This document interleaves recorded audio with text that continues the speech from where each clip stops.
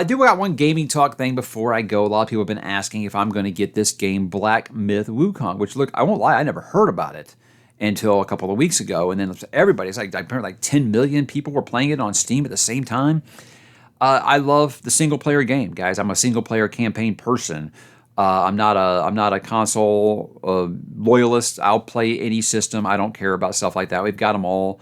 I do some PC gaming, things like that. But with this one, it's kind of the whole thing that kind of stopped me with Alan Wake 2 is I'm really really getting frustrated with this trying to normalize buying things digital only.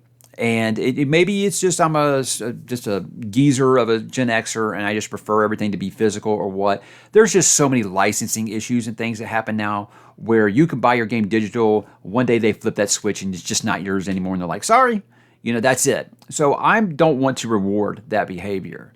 So I think that the game looks awesome. I've heard it's great, and I'm sure it is. But for me, I'm not going to be strong-armed into buying the digital version of your game, if that's either the only way you release it. But then there was a story that came out that the physical release of this game is literally just going to be a box with a digital code inside. How insulting is that?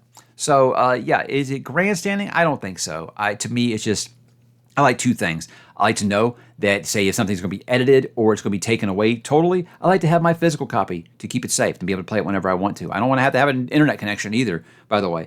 But also, if I don't like a game, I like to be able to resell it. That happens a lot. When these games are $70 and you get it and you're like, wow, this was a letdown, or I get bored of it in about 4 hours, yeah, I'll just resell it or give it away to someone I know, that might want to play it. So I like to have those options as well. But this idea of them, I don't buy for a second, that we're doing that to get down, costs and things. No, you're still charging the same amount for the game as you would have for the physical version.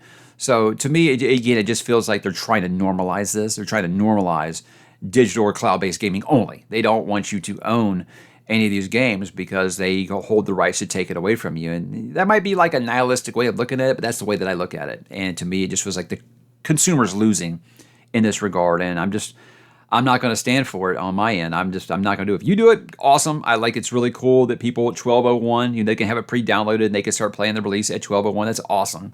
For me, I've seen too many things going on, like with this Microsoft and Activision and all that Blizzard stuff that kind of went on, and I'm just like, it just any day now, they could flip a switch on something and just say, hey, that's gone, and you just don't have it anymore, and that's just no, that's not my way. That is not my way. So that's why I haven't played it. But Black Myth Wukong looks awesome. So if they do have a physical release one day, yeah, I'll definitely check it out.